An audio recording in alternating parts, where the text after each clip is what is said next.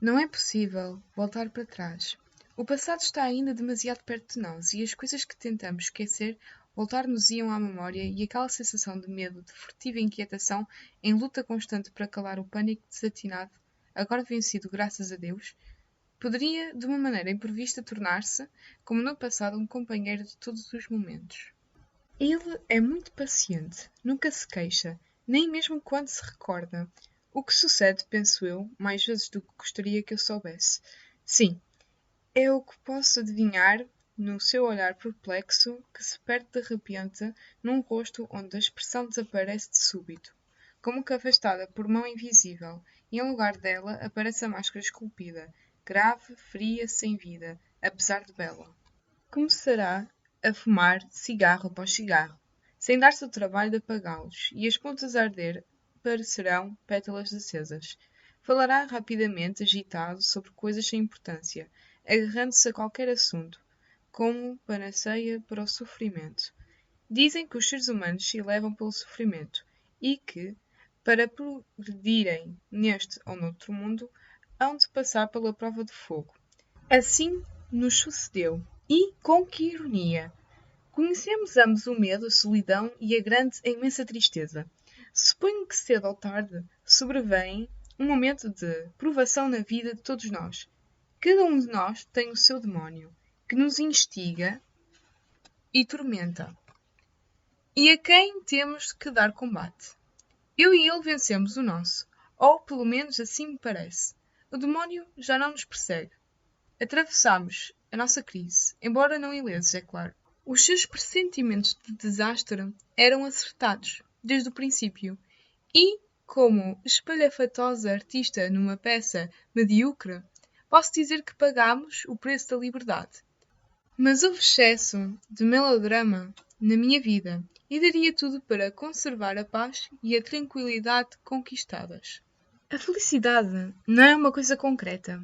É uma qualidade do pensamento, o estado do espírito. Claro que temos os nossos momentos de depressão, mas outros momentos há, também, em que o tempo não é medido pelo relógio e se prolonga pela eternidade. Então, vendo-o sorrir para mim, sei que estamos juntos, que marchamos lado a lado, sem divergências de alma. Não temos segredos um para o outro. A harmonia é perfeita entre nós. Na verdade, o nosso hotel é pouco interessante. A comida não tem requintes. Os dias são monotonamente iguais, mas não desejaríamos que as coisas fossem de outro modo. Nos grandes hotéis iríamos encontrar muitas pessoas que ele conhece. Somos ambos amigos da simplicidade. E se nos sentíssemos entediados algumas vezes, o tédio é um bom antídoto para o medo, vivemos sempre na mesma rotina. E eu tornei-me excelente leitora em alta voz. As únicas vezes em que o vejo impaciente é quando o carteiro se demora, pois talvez isso indique termos de esperar mais um dia pela nossa correspondência de Inglaterra. Experimentamos o rádio, mas o ruído é demasiado irritante. Preferimos prolongar a nossa expectativa. O resultado de um jogo de cricket disputado dias antes significa muito para nós. Os jogos de campeonato que nos pouparam horas de tédio, as lutas de boxe, até mesmo as partidas de bilhar, provas finais em colégios de rapazes, corridas de cães, competições sem importância, nos mais remotos condados. Tudo isso é alimento para a nossa fome insaciável. Às vezes, velhos números do Field chegam-me às mãos e sinto-me transportada, desta ilha sem importância, onde me encontro, à realidade de uma primavera inglesa. Leio artigos que falam do gorjear dos passarinhos, de flores a abrirem-se em campos esmeraldinos, de gralhas esvoaçantes por cima dos bosques, como em Manderley. Das páginas rasgadas de tão lidas, evola-se o cheiro da terra úmida, o gosto acre da turfa do brejo, a sensação dos musgos orvalhados salpicados de branco, nos sítios por onde a garça passou. Certa vez achei um artigo sobre pombos selvagens e, ao lê-lo em voz alta, senti como se estivesse de novo dentro da espessa mata de Manderley, com pombos a esvoaçarem por cima da minha cabeça. Ouvia-lhes o meigo arrulho, tão consoladoramente refrescante, nas tardes calmosas de verão, e não da perturbava essa paz, até que Jasper vinha procurar-me, o focinho úmido farejando o solo. Como ovelhas beatas surpreendidas na intimidade, os pombos debandavam dos esconderijos, rumorosamente. Após a fuga precipitada, novo silêncio caía sobre a mata, e eu, inquieta por uma razão inexplicável, via que o sol deixara de tecer arabescos na folhagem sussurrante, que os verdes se faziam mais escuros, e mais alongadas as sombras. Lembrava-me de que, em casa, havia medronhos frescos para o chá, e levantava-me, então, de um leito de folhas mortas, sacudindo da saia a poeira das folhas, e assobiando a Jasper, punha-me a caminho de casa, desprezando-me a mim própria pela pressa com que os meus pés venciam a distância. É estranho que um artigo acerca de pombos pudesse de tal modo evocar o passado, fazer tremer assim a minha voz. A palidez do seu rosto, porém, fez-me parar repentinamente e voltar as páginas até encontrar um parágrafo pouco interessante sobre um jogo de cricket. Como abençoei aquelas calças de flanela branca que conseguiram distrair a atenção, fazer voltar a cor àquele rosto querido. Parámos a tempo de um limiar do passado e aprender a minha lição. Ler as notícias da Inglaterra, sim, sobre desportos, políticas e festas sociais, mas guardar só para mim, no futuro, aquilo que pudesse despertar recordações que magoassem. Será esse um privilégio meu? Cor e perfume e som, o murmúrio da água, até mesmo as limolinas do outono e o cheiro da maré alta. Memórias de Manderley de que eu não saberia privar-me. Tenho certa mania que parecerá estranha, e talvez não muito interessante.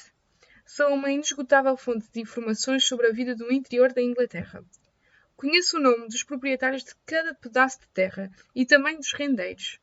Posso dizer quantos galos selvagens são mortos, quantos perdizes ou veados. Sei em que pontos são criadas as trutas, onde pode encontrar-se salmão. Compareço a todas as reuniões, frequento todas as corridas, até mesmo o nome dos criadores de cães de raça me é familiar. O estado das colheitas, o preço do gado gordo, os males misteriosos dos suínos, tenho por tudo isso carinho especial. Passatempo pouco interessante, talvez, e não muito intelectual, mas ao ler essas coisas sinto-me a respirar de novo o ar da Inglaterra e posso depois olhar para este céu brilhante com mais coragem e menos desconsolo. A meus olhos, os vinhedos miseráveis e as pedras em ruínas tornam-se coisas sem importância, porque, se quiser, posso dar asas à imaginação e ir colher digitalis e verbascos brancos numa seba orvalhada. Pobres, doces e inofensivas fantasias da imaginação. São as inimigas da amargura e da saudade. Doces e inofensivas fantasias que suavizam de leve o nosso involuntário exílio. Elas permitem-me gozar as tardes e voltar refeita e sorridente, para repetir o pequeno ritual do nosso chá, cuja ordem nunca muda.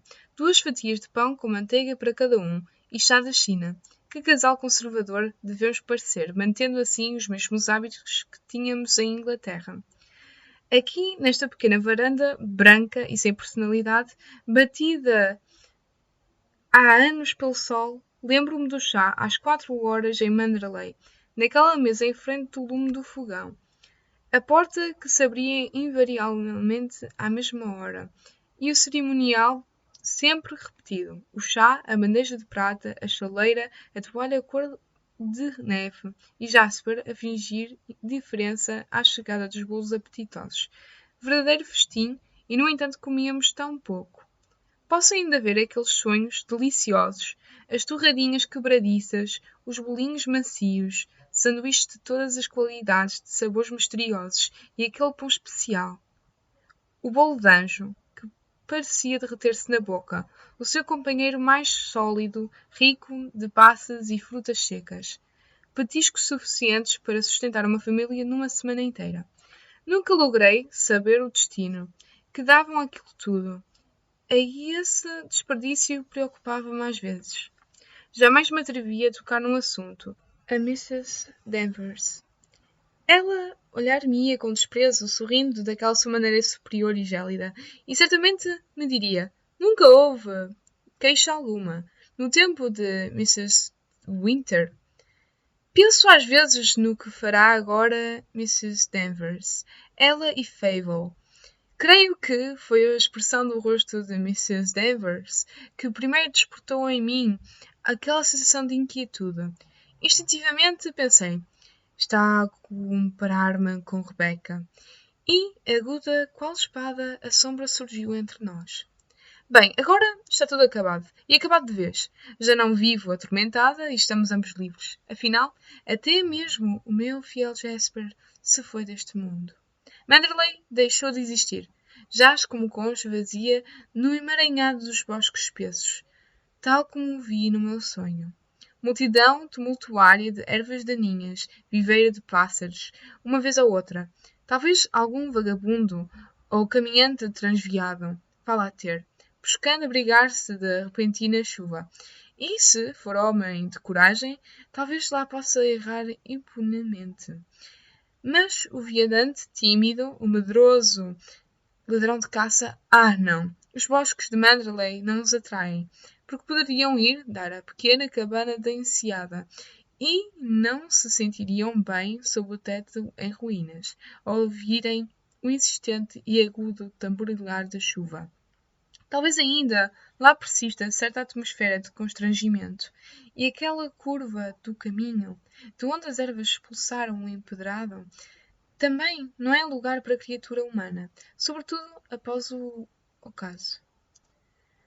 O rofilar das folhas lembra passos furtivos de uma mulher com trachos noturnos, e quando as folhas tremem repentinamente e caem e se espalham pelo chão, podem bem ser passos de uma mulher apressada, e as marcas dos calhaus talvez representem o molde de um salto alto de sapatinho de cetim. Volto com alívio para a paisagem que se descortina no nosso balcão.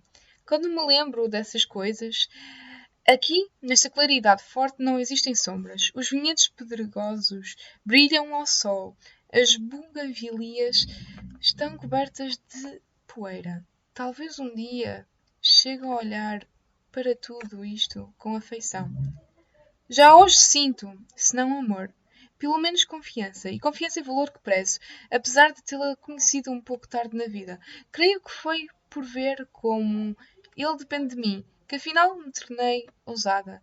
Pelo menos perdi a timidez. Consegui vencer a minha reserva, o acanhamento que sentia na presença de estranhos. Estou muito diferente daquela menina que chegou a Manderley, tão esperançosa e cheia de boa vontade, prejudicada pela gaucherie e animada de intenso desejo de agradar. A minha falta de desembaraço havia de causar naturalmente má impressão em pessoas como Mrs. Danvers, o que não teriam pensado de mim, depois de Rebecca. E transpondo à memória os anos de um só voo, posso ver-me agora como eu era, cabelos cortados, lisos, rosto tão jovem, sem pintura alguma, trajando uma saia e casaco mal ajeitado e uma blusa de malha feita por mim. A seguir, Mrs. Van Hopper, qual potro tímido e inquieto. Íamos para um almoço, ela na frente, corpo curto e desproporcionado, equilibrando-se mal nos sapatos de salto alto. Pavoneava-se numa blusa de pregas vistosa que rendia homenagem ao seu enorme busto, ancas oscilantes e na cabeça um chapéu novo, enfeitado de imensa pluma oblíqua, que lhe deixava à mostra a testa larga, e nua como um joelho de menino. Numa das mãos transportava a alentada bolsa, daquelas que podem conter passaportes, cadernos de apontamentos e marcadores de bridge. E como as outras brincava o inevitável Lovenet, esse inimigo da liberdade e do sossego alheios. Encaminhava-se para a sua mesa habitual, junto da janela, a um canto do restaurante, e colocando a lorgonete sobre os olhinhos pequenos, como os de um suíno, examinaria a sala da direita para a esquerda. Depois, deixando cair as lentes seguras pela fita de veludo preto, exclamaria com um ar de desprezo. Nem uma só pessoa de destaque! Mas vou reclamar do gerente uma redução na minha conta? Por que motivo pensam eles que vim para aqui? Contemplar os porteiros? E chamaria o criado com a sua voz áspera, em staccato, cortante como um serrote. Como o nosso pequeno restaurante é diferente daquela vasta sala de jantar pretensiosa e enfeitada do Hotel Côte d'Azur em Monte Carlo. E o meu companheiro de hoje, de mãos firmes e bem feitas, descascando tangerinas à sua maneira calma e metódica, e sorrindo de vez em quando para mim. Como é diferente daquela Mrs. Van Hopper de dedos gordos, cheios de joias, que examinava com atenção a imensa montanha de ravioli colocada na sua frente, com olhares de desconfiança para o meu prato, receosa de que eu tivesse feito a melhor escolha. Mas era inútil preocupar-se, pois o criado, com a perspicácia de todos os criados, percebera há muito a minha posição de inferioridade e serviu-me num prato de presunto e língua de minutos antes alguém fizera voltar ao balcão dos frios, por estar mal cortado. Estranho, aquele ressentimento dos criados, aquele mal disfarçado de impaciência. Lembro-me de ter uma vez acompanhado Mrs. Van Hopper a uma casa de campo. A criada nunca atendia às minhas tímidas chamadas, nem me levava para cima os sapatos. O café da manhã, sempre frio, era posto do lado de fora da porta do meu quarto. O mesmo acontecia na Côte d'Azur, em escala menor, é claro. Mas às vezes a estudada indiferença transformava-se em desagradável familiaridade sorridente, o que me tornava penosa a ida à caixa em busca dos selos. Como devia parecer criança e inexperiente, e como não me sentia assim. Era demasiado sensível, via espinhos e alfinetadas em frases que na maioria das vezes não eram ditas com intenção. Lembro-me bem daquele prato de língua e presunto, seco, pouco apetitoso, mal cortado, mas não tive coragem para recusá-lo. Comíamos em silêncio, pois à mesa Mrs. Van Hopper era sempre muito compenetrada, e pela maneira como um molho escorria pelo seu queixo, era-me fácil saber que o prato de ravioli lhe agradava. A cena evocada não era de molde a apertar-me o apetite. E, desviando o olhar, vi que a mesa pegada à nossa, que durante 3 dias estivera vazia, fora reservada a um novo hóspede. Apareceu um novo hóspede. O maître d'hôtel indicou-lhe o lugar, com aquela indiferença, aquela curvatura especial reservada às personagens importantes. Mrs. Van Hopper pousou o garfo e empunhou a laronhete. Corei ao vê-la encarar aquele modo o recém-chegado, que, sem perceber o interesse que despertava, lia a emenda. Afinal, Mrs. Van Hopper fechou a lorgnette com energia e, inclinando-se para mim por cima da mesa, disse numa voz um pouco alta demais, enquanto os seus olhinhos brilhavam de animação. Max de Winter, o proprietário de Manderley. Já ouvi falar dele. Com certeza. Parece doente, não é verdade? Dizem que não se conforma com a morte da mulher.